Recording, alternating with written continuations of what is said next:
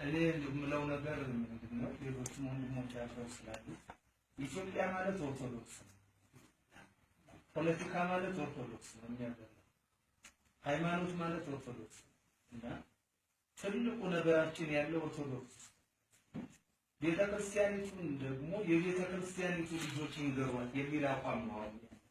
ቋንቋን የሚያውቁ ባህሏን የሚያውቁ እዚህ ውስጥ ገብተን እንድንሰራ ያደረገን እሱ ነው። እኛ መጀመሪያ ላይ ነበርንና ወዲያው ያገኘን ወንጌል ግን የሚያረጋጋ ወንጌል አለ። ወጥተንም ሁሉን የምንለውጥ መስሎን ነበር። ስናየው ግን ከውጭ ያለው ጉልበት አልተቻለም። አሁን በዚህኛው ግን እግዚአብሔር የተመሰገነ ነው።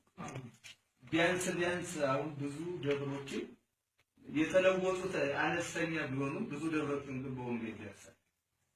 ወንጌል ሲሰማ በሚገባው ቋንቋ በሚገባ ሀገሪቱ ላይ ተደርሷል ብለን እናስባለን።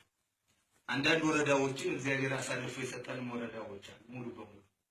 ስለዚህ ለዚህ ሁላችን ነው እንደ ቤተ ክርስቲያን እቺን ሀገር ነፃ ማውጣት የምንችለው ይሄ ሃይማኖት ቼንጅ እዛው ላይ እንዳለ ሲቀየር ነው ደግሞ ለውጥ ይመጣል ብዬ የማስበው እንጂ እየገነጠሉ በማስቀመጥ ምንም ለውጥ ሊመጣ አይችልም። የሚራባው ላይ አሁን አንዳንድ አቋም የያዝነው ትምህርት ቤቶችን በወንጌል መድረስ አለብን ብለን ሁሉ ይዘናል። የሚያመርተው ትምህርት ቤት ያቋቋም ትምህርት ቤት የቀሌ ትምህርት ቤት እነዚህ ናቸው የቤተ ክርስቲያኒቱ የሚኖሩ ሰዎች እያፈለጉ ያሉ። ስለዚህ እነሱም ሁሉ በወንጌል እንድረስ ኢትዮጵያ ሀገራችንን የምትባረክበት መንገድ እናድርስ በሚል እንዲህ አይነት መንገድ ነው ያለን። ጸልዩ የሁላችንም ስራ ነው። የማንም ራዕይ አንድ ሰው ይናገረው እንጂ ያገር ነው ብዬ ነው የማስበው።